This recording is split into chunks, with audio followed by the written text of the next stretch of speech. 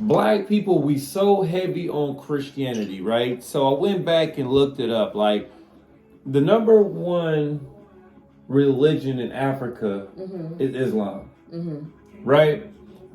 And it was the original religion in Africa until the colonial times, until it was colonized, right? It was colonized and Christianity came and overtook and overthrew the Islam culture over there. But now it's back. Islam culture back saying basically like it's, you know, the America is big on Christianity, and our number one enemies as a country, not within our country, outside of our country, is Islamic extremists, things of that nature. I mean, right? At least that's what they tell us. That's what they tell us. That's they say, right? So they're that's painting what they out put into our head. They're painting out a big negative target on the Islamic culture, per se, and that's also the number one religion in Africa as well. Because, you know, if you look at like in the Middle East, it's right by Africa as well. You know what I'm saying? A lot of places I didn't know was in Africa is in Africa. You know, you got the Morocco, all that stuff is over there. Yeah. Which I'm thinking I thought it was all just Middle Eastern stuff, but like this is African. Yeah. You get what I'm saying? So that's why a lot of times, like I wear my little Africa chain or whatnot all the time. Then I see people of Middle Eastern descent. They come to, I love your chain, I love it, whoopty whoop. Like they give me more props on it. Like I walk past black people or white people to see my chain. What is that, Texas? What is that, Texas? Who, Texas? Why would I walk around with Texas? I'm clearly from California, right? And they always act in Texas. You look like a Cali guy. Right, but so, and the reason I brought that up is because if you notice, like with all the police brutality going on, killing our people and things of that nature, that the black churches are not as vocal and speaking out and having our back when it comes to this police brutality, right? He said it. He said it. I didn't hear what they said.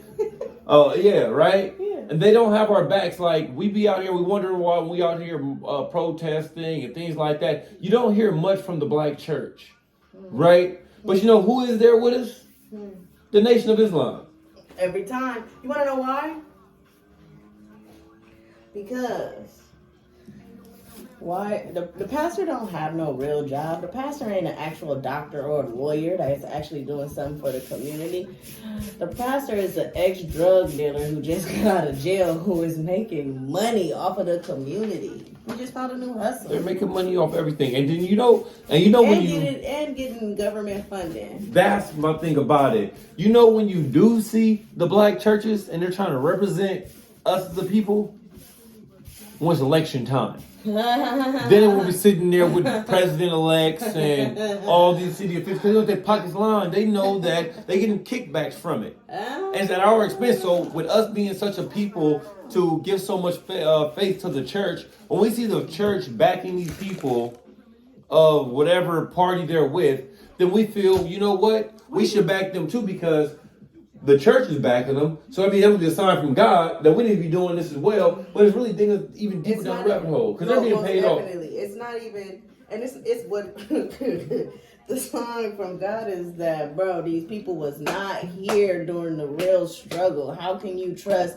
that they have your long-term interest? It's really, we are conditioned to do certain things. Like a lot of black people are conditioned to just be Democrat off the rip. Like, you know what I'm saying? Where really, like, a lot of them would probably prefer or probably have views that align with conservatorship.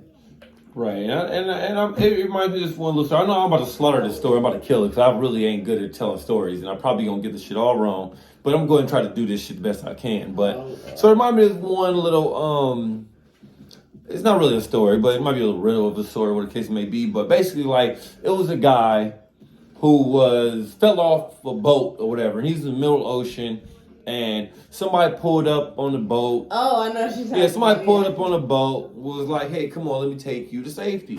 He was like, no, I'm going to sit back. God got me. I'm going to wait for my sign from God. Boom. Boat drove off. Another boat pulled up. Hey, come on, I got you. I'll take you. Like, no, I'm waiting for God. He's going to give me a sign of what I need to do. Wooty whoop. Bam. Third boat come. Same thing. Come on, you need some help? I'll take you back to the shore. What you all I got it. God got me. Yeah, God got me. got I don't me. need it. I'm gonna sit back because God got me. Right?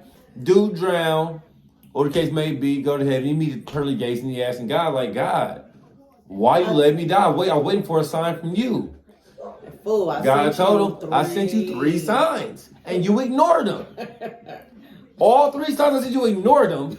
Talking about you waiting on God, and that's what I think we're doing as a people. We going through so much shit out here as a people, and we keep sitting back hopeful. God gonna help us. God gonna put through this. God gonna put through that. And God is showing us. You sitting back praying, giving all your money to the church, shit like that. The church not having your back.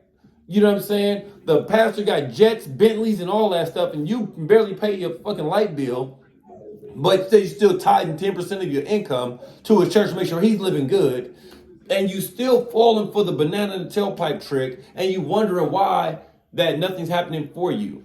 And because you're ignoring the signs. You know what I'm saying? You can have church within a home. You can pray to God. You can be spiritual relationship with your God, and God will understand who you are. You don't have to go to a church and give your money away and follow this thing like that, because even when I look at the Bible, right? Like, the Bible is a book that you're told to follow or whatever the case may be. But any book like that that's a doctrine, as a code for a certain life situation, things like that, they've all been updated to handle evolution and handle times. That's the only one not being updated. It's the same one. Oh yeah, everything's gonna come back full circle to what's going on in the Bible. No, the shit is going on now. It may resemble what went on back then, but it's not the same thing. It's like fucking having a pig with lipstick on it and calling it a beauty queen. You know what I also think the Bible does, or being religious does? I think when we talk about how in our dynamics of men and the women, right? Say men are more logical and women are more emotional, right? Facts. Well, I think religion can kind of keep us in a certain state, a certain emotional state, to where we continuously make unconscious, illogical decisions. Because it is completely illogical to keep giving your money to somebody that is not doing anything for you outside of the church. You know what I'm saying? Like, you know what I'm saying? Like, that's supposed to be a community thing. So that's supposed to be the church is supposed to do stuff like for the community, right? So, like, if they're like, there should not be like homeless people on the curb outside the church. Right. So if we giving y'all money, so we getting all these promises from the church, right? And then giving them all this money and not really seeing nothing in return. To me, it sounds like we're getting pimped. Yeah. Oh, you think?